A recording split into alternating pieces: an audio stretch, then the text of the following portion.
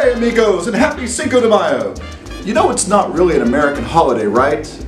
Well anyway, welcome to Spoontacular History.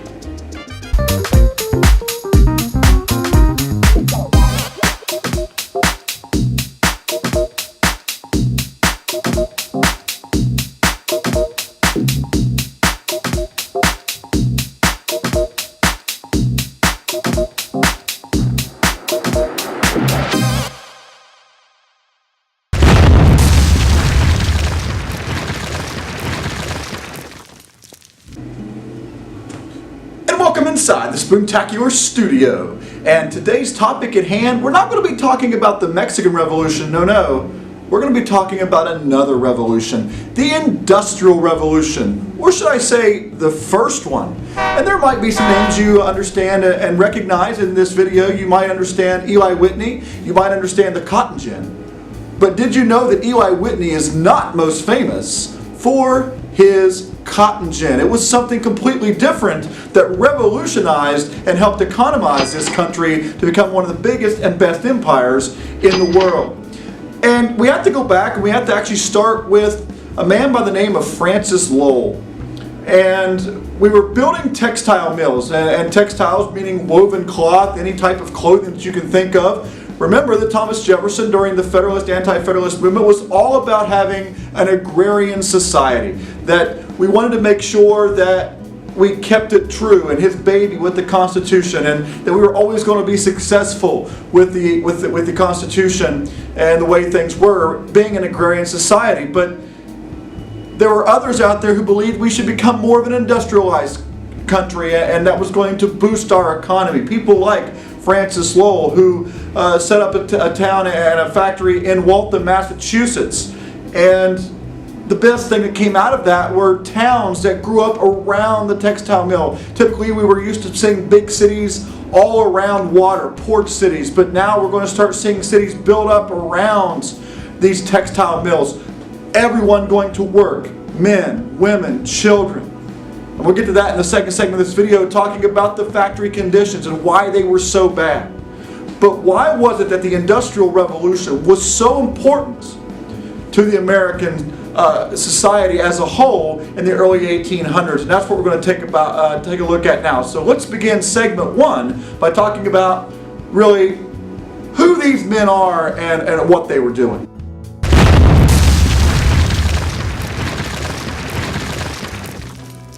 Francis Lowell.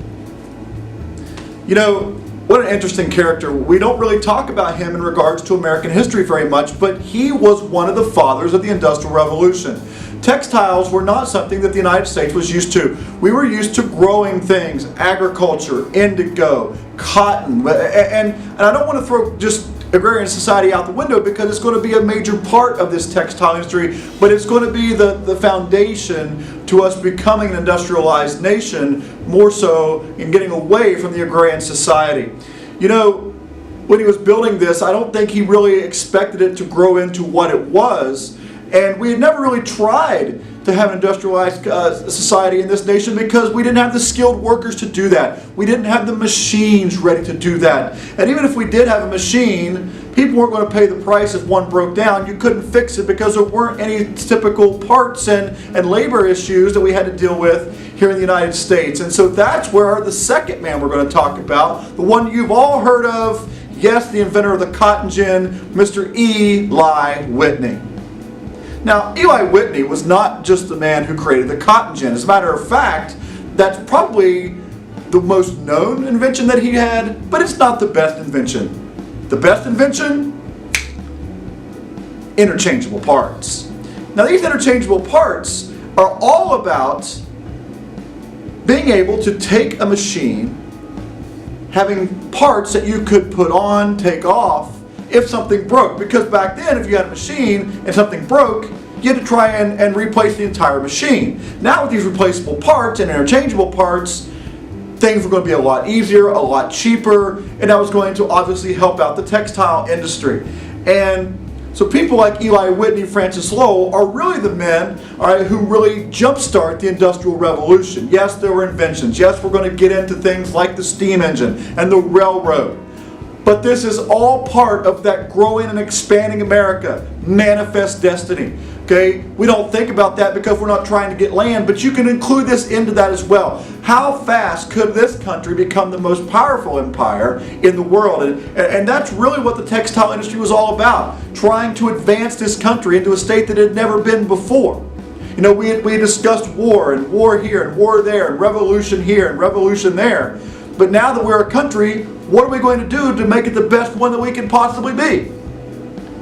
And that's what this whole Industrial Revolution is all about.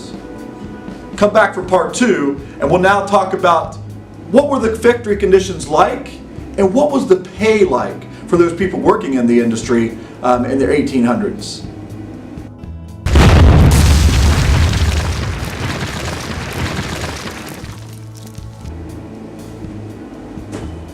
Part 2 of the Industrial Revolution, the factory conditions and what was it like to actually work in the factories. Well, you know, up until this time, women really weren't working in the United States, anywhere for that matter.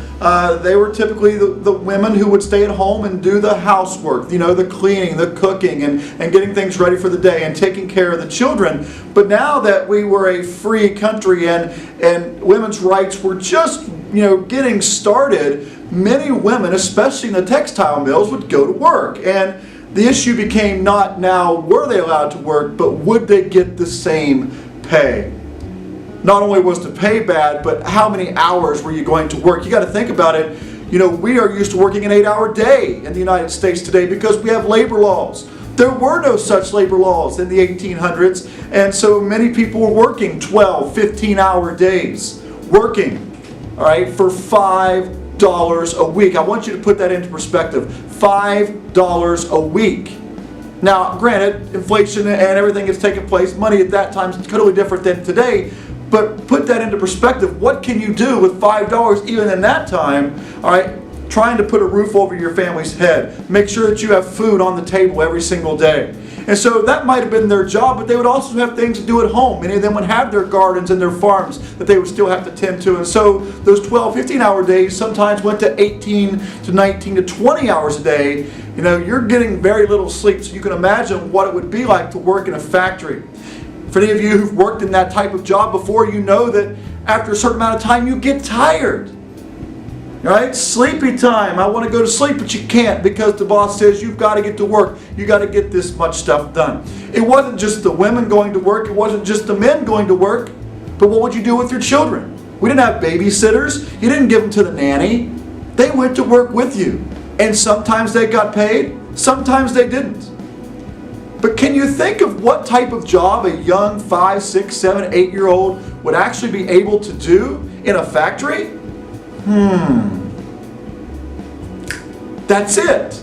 Interchangeable parts, big machines. They've got little hands, little arms. What can they do? They can get down into spaces that adult arms and hands can't get into, and that made them, all right, productible. They were able to use these kids in that.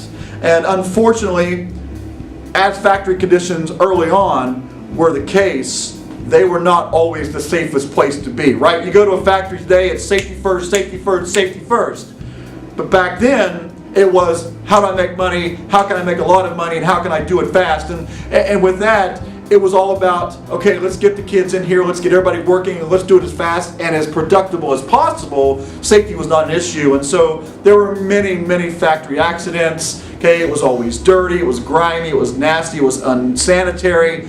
And, you know, unfortunately, some children lost their lives. You know, they might get their hands or arms stuck down inside of the actual machine itself, get their arms sliced off or their hands sliced off, or they get their head bashed in. And I know that's really negative, but that's our history. And sometimes you've got to pull that stuff out because you want to make it as realistic as possible. And that was the way factory workers had to deal with and what they had to deal with. And this is not like the Industrial Revolution of the early 1900s when we get the automobile. Things were still bad at that time, but nothing compared to what we have at the beginning of our Industrial Revolution in the early 1800s after the War of 1812.